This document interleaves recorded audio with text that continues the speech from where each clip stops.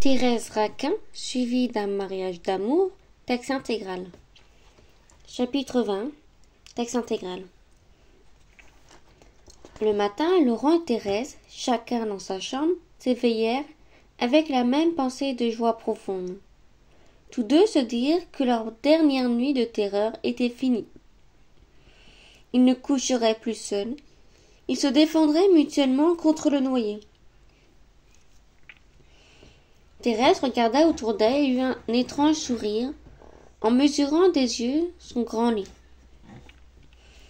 Elle se leva puis s'appuya lentement en attendant Suzanne, qui devait venir l'aider à faire sa toilette de mariée. Laurent se mit sur son séant. Il resta ainsi quelques minutes, faisant ses adieux à son grenier, qu'il trouvait ignoble. Enfin, il allait quitter ce chenil et avoir une femme à lui. On était en décembre. Il frissonnait. Il sauta sur le carreau en se disant qu'il aurait chaud ce soir. Madame Raquin, sachant combien il était gêné, lui avait glissé dans la main 8 jours auparavant une bourse contenant 500 francs, toutes ses économies. Le jeune homme avait accepté carrément car s'était fait habiller de neuf. L'argent de la vieille mercière lui avait en outre permis de donner à Thérèse les cadeaux d'usage. Le pantalon noir, l'habit ainsi que le gilet blanc, la chemise et la cravate de fine toile étaient étalés sur les 2 chaises. Laurent se savonna, se parfuma le corps avec un flacon d'eau de Cologne, puis il procéda minutieusement à sa toilette. Il voulait être beau. Comme il attachait son faux col, un faux col haut et roide, il éprouva une souffrance vide au cou. Le bouton du faux col lui échappait des doigts. Il s'impatientait, et il lui semblait que l'étoffe amidonnée lui coupait la chair. Il voulait voir, il leva le menton. Alors il aperçut la morsure de Camille toute rouge. Le faux col avait légèrement écorché la cicatrice. Laurent serra les lèvres et devint pâle. La vue de cette cicatrice, la vue de cette tache qui lui marbrait le cou, l'effraya et l'irrita à cette heure. Il froissa le faux col, en choisit un autre qu'il mit avec 1000 précautions. Puis il acheva de s'habiller. Quand il descendit, ses vêtements neufs le tenaient tout roide. Il n'osait tourner la tête, le cou emprisonné dans des toiles gommées. À chaque mouvement, il faisait un pli de ces toiles pinçaient la plaie que des dents de noyer avaient creusée dans sa chair. Ce fut en souffrant de cette sorte de piqûre aiguë qu'il monta en voiture et alla chercher Thérèse pour la conduire à la mairie et à l'église. Il prit un passant, un employé du chemin de fer d'Orléans et le vieux Michaud, qui devait lui servir de témoin. Lorsqu'ils arrivèrent à la boutique, tout le monde était prêt. Il y avait les Grivettes et Olivier, témoins de Thérèse, et Suzanne, qui regardaient la mariée comme les petites filles regardent les poupées qu'elles viennent d'habiller. Madame Raquin, bien que ne pouvant plus marcher, voulut accompagner partout ses enfants. On la hissa dans une voiture et on partit. Tout se passa convenablement à la mairie et l'église. L'attitude calme et modeste des époux fut remarquée et approuvée. Ils prononcèrent le oui sacramentel avec une émotion qui entendrit Grivette lui-même.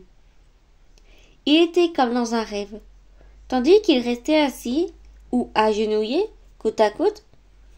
Tranquillement, des pensées furieuses les traversaient malgré eux et les déchiraient. Ils évitaient de se regarder en face.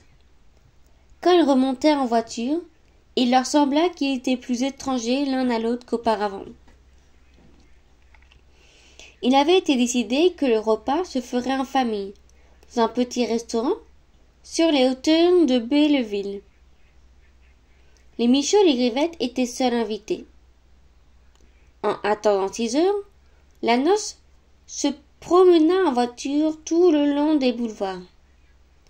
Puis elle se rendit à la Gargote, où, à une table de 7 couverts, était dressée, dans un cabinet peint en jaune, qui puait les poussières et le vin. Le repas fut d'une gaieté médiocre. Les épouses étaient graves, pensives. Ils éprouvaient depuis le matin des sensations étranges, dont ils ne cherchaient pas eux-mêmes à se rendre compte. Ils s'étaient assis, ils s'étaient trouvés étourdis, dès les premières heures, par la rapidité des formalités de la cérémonie, qui venait de les lier à jamais. Puis, la longue promenade sur les boulevards les avait comme percés et endormis. Il leur semblait que cette promenade avait duré des mois entiers. D'ailleurs, ils s'étaient laissés aller sans impatience dans la monotonie des rues, regardant les boutiques et les passants avec des yeux morts. Près d'un engourdissement qui les hébétait et qui tâchait de secouer en essayant d'éclater des éclats de rire, quand ils étaient entrés dans le restaurant, une fatigue accablante passait à leur épaule, une stupeur croissante les envahissait. Placés à table en face l'un de l'autre, ils souriaient d'un air contraint et retombaient toujours dans une rêverie lourde. Ils mangeaient, répondaient et remuaient les membres comme des machines. Au milieu de la lassitude paresseuse de leur esprit, une même série de pensées fuyantes revenait sans cesse. Ils étaient mariés, ils n'avaient pas conscience d'un nouvel état. Cela les étonnait profondément. Ils s'imaginaient qu'un abîme les séparait encore. Par moments, ils se demandaient comme ils pourraient franchir cet abîme. Ils croyaient être avant le meurtre lorsqu'un obstacle matériel se dressait entre eux. Puis, brusquement, ils se rappelaient qu'ils coucheraient ensemble, le soir dans quelques heures. Alors ils se regardaient, étonnés, ne comprenant plus pourquoi cela leur serait permis. Ils ne sentaient pas leur union et rêvaient au contraire qu'on venait de les écarter violemment et de les jeter loin l'un de l'autre. Les invités, qui ricanaient bêtement autour d'eux, ayant voulu les entendre se tutoyer, pour dissiper toute gêne, ils babutièrent, ils rougirent, ils ne purent jamais se résoudre à se traiter en amants devant le monde. Dans l'attente, leur désir s'était usé. Tout le passé avait disparu. Ils perdaient leur violent appétit de volupté. Ils oubliaient même la joie du matin, cette joie profonde qui les avait pris à la pensée. Ils n'auraient plus peur désormais. Ils étaient simplement las et ahuris de tout ce qui se passait. Les faits de la journée tournaient dans leur tête, incompréhensibles et monstrueux. Ils restaient là, muets, souriants, n'attendant rien, n'espérant rien. Au fond de leur accablement s'agitait une anxiété vaguement douloureuse. Et Laurent, à chaque mouvement de son cou, éprouvait une cuisson ardente qui lui mordait la chair. Son faux col coupait et pinçait la morsure de Camille. Pendant que le maire lui lisait le code, pendant que le prêtre lui parlait de Dieu, à toutes les minutes de cette longue journée, il avait senti les dents du noyé qui lui entraient dans la peau. Il s'imaginait pas, par moments, qu'un filet de sang lui coulait sur la poitrine et allait tacher de rouge la blancheur de son gilet. Madame Raquin fut intérieurement reconnaissante aux époux de leur gravité. Une joie bruyante avait blessé la pauvre mère, aurait blessé la pauvre mère. Pour elle, son fils était là, invisible, remettant Thérèse entre les mains de Laurent. Rivette n'avait pas les mêmes idées. Il trouvait la noce triste. Il cherchait vainement à l'égayer, malgré les regards de Michaud et d'Olivier, qui le clouaient sur sa chaise, toutes les fois où il voulait se dresser pour dire quelque sottise. Il réussit cependant à se lever une fois. Il porta un toast. « Je bois aux enfants de monsieur et de madame, dit-il d'un ton égrillard. Il fallut trinquer. Thérèse et Laurent étaient devenus extrêmement pâles en entendant la phrase de Rivette. Ils n'avaient jamais songé qu'ils auraient peut-être des enfants. Cette pensée les traversa comme un frisson glacial. Ils choquèrent leurs verres d'un mouvement nerveux. Ils s'examinèrent, surpris, effrayés d'être là, face à face.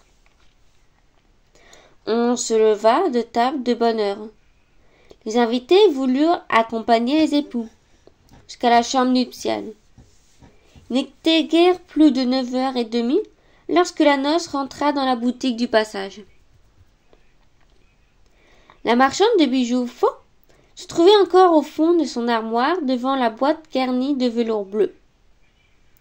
Elle leva curieusement la tête, regardant de nouveau les nouveaux mariés avec un sourire. Ceux-ci surprirent son regard et en furent terrifiés. Peut-être cette vieille femme avait-elle eu connaissance de leur rendez-vous autrefois, en voyant Laurent se glisser dans la petite allée. Thérèse se retira presque sur le champ, avec madame Raquin et Suzanne. Les hommes restèrent dans la salle à manger, tandis que la mariée faisait sa toilette de nuit. Laurent, mou et affaisé, n'éprouvait pas la moindre impatience. Il écoutait complaisamment les grosses plaisanteries du vieux Michaud et de Rivette, qui s'en tenaient à cœur joie, maintenant que le dame n'était plus là. Lorsque Suzanne et madame Raquin sortirent de la chambre nuptiale et que la vieille mercière dit d'une voix émue au jeune homme que sa femme l'attendait, il tressaillit. Il resta un moment effaré, puis il serra fiévreusement les mains qu'on lui tendait. Il entra chez Thérèse en se tenant à la porte comme un homme ivre. Fin du chapitre 20.